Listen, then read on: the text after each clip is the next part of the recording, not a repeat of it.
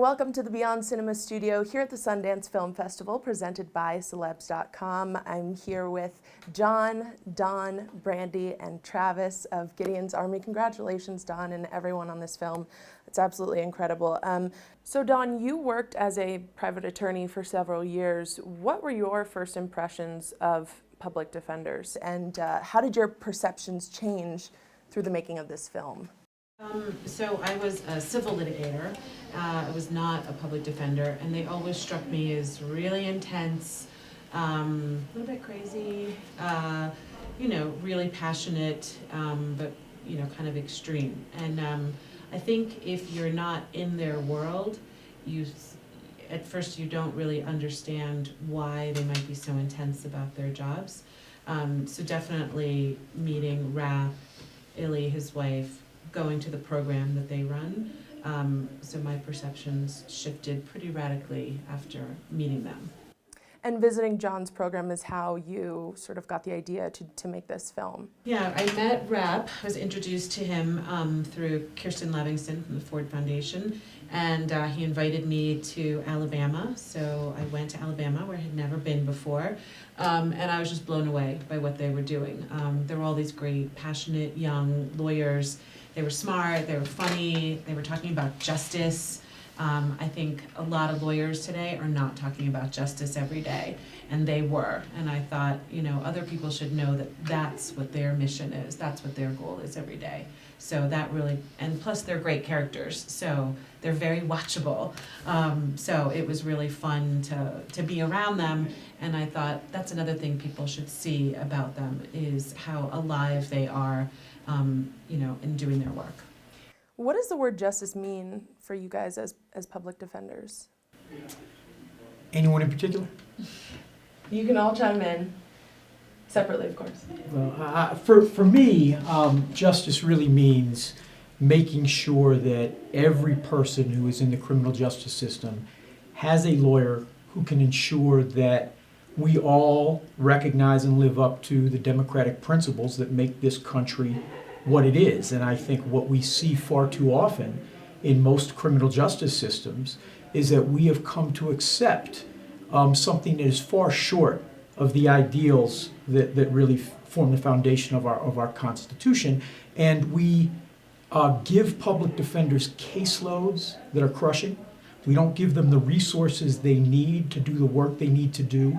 And everyone in the system comes to accept that substandard level of justice for poor people as okay. And so what I think of as justice is young lawyers like Brandy, like Travis, like June, like the 200 lawyers who we work with across the South, going into courts, fighting every day to make sure people get that level of representation. That was a very complete answer. I don't know if you guys want to add what you think justice means to you guys. I think that I agree with Rap, but I also think that justice is fairness. And by that I mean, with regard to the lawyer that you're going to have, I think, let's be fair. A person who makes $80,000 a year should have a competent attorney, just like a person who's making $20,000 a year should have a competent attorney. Let's just be fair. A person who's making $80,000 a year or a person who has some high stature should not be treated better. They shouldn't have a better plea. They shouldn't be treated better. They shouldn't be given better opportunities because they make $80,000 a year or because of their stature, as the person who is a custodian making $22,000 a year. It should be fair. Justice is having those things. In addition to what Rap said. Yeah. Well, for me, I look at it like I provide justice for people by fighting hard for them, by defending their constitutional rights. I'm a protector of justice, so exactly what it is in each case is really different, and what I do on a day-to-day basis is protect that. Does the job ever get easier? Does the day-to-day work ever get easier? I don't think so. I think it gets tougher because you start to see the systemic issues that you just can't fix, and that's really the problem. You come into it thinking that you can fix things one case at a time, and you can't. And so sometimes you have to accept that and still fight for it. You know, I had to fight a battle to get HIV/AIDS people their medication, and that's not my work, but that's something that I took an interest in Hall County. And so, you know, it's battles like that that go unheard of, but I still consider part of my work. So it never gets easy. I agree with Travis. I think that it gets harder for most of us, but I think that some people get burnt out. And once you hit burnout, it gets easier because you just don't care anymore. You throw your hands up and you say, yeah, you detach yourself from it. You just throw your hands up and say, I can't let this get to me anymore. And I can't continue to fight this fight knowing that it's a losing battle, which is where Gideon's promise and Jonathan Rappin come in, because you have to go back and forth to, I want to say SPDTC, back and forth to these trainings, and you get to let that stress out. And oftentimes it's not, by the time you get to that 6 months, you're feeling yourself starting to burn. And go ahead. And needing, you know, you need to get to that place where you're surrounded by the Travises and the Jonathans and the Seans. I don't know if you all know Sean, but the Seans who are telling you can still do this. We're going through it too. You know, you have people that you can rely on, but in as much as I think that a lot of us can stick in it and let it continue to get harder and harder and harder because we know that, or we don't feel like we're impacting anything. We don't see the change. Others of us say, I just can't anymore. And until I can find something else, I'm just not going to let the work bother me like I used to. What is it like being a female public defender? And watching the documentary, it seems like you're a woman in a man's world oftentimes, working with a lot of male clients. So what is that like for you, being a female public defender? Being a female public defender is so much fun.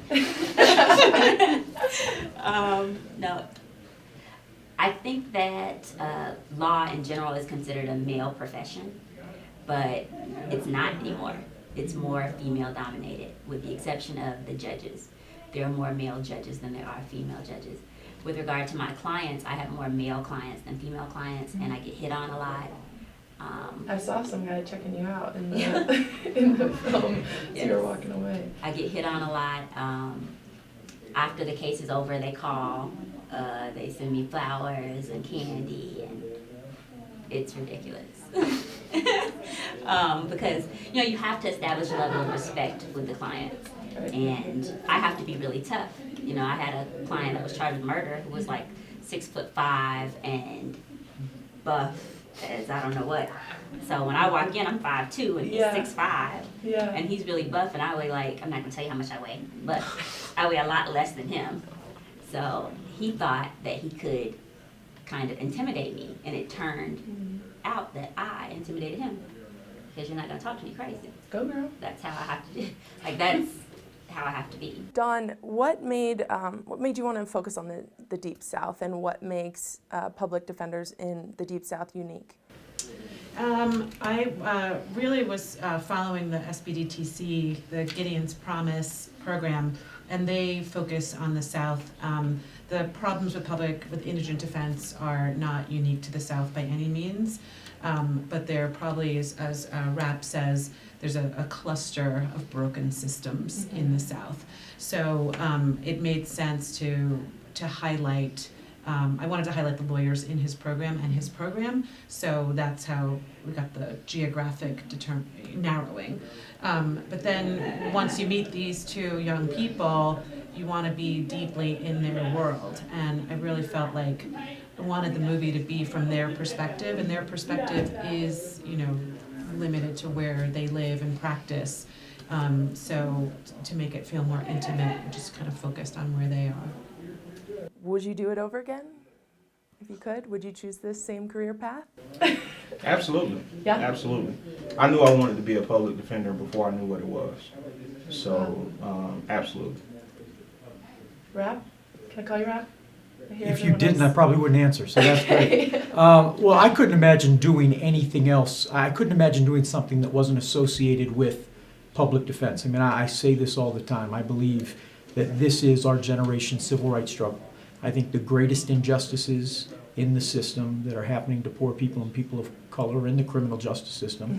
And I can't imagine using my skills, my talents, my law degree in any way other than trying to make sure that we win this battle. And when you get to do it with people like Brandy and Travis and June, and you have someone like Dawn documenting it, it makes it all that much more fun. My first thought is to say no. I say very often that if I had to do it all over again, I would have chosen another profession. But then I think about the young Mr. Rights of the world and the various people that you all didn't see whose lives I've changed. And I would probably, for them, do it all over again. Great. Well, thank you guys so much. I could talk to you guys all day about this. It's a very important issue. So I'm really glad that, Dawn, you've brought it to light with these amazing characters. And thanks for stopping by our studio and talking to us. Thanks for having us. Thank you. Thank you.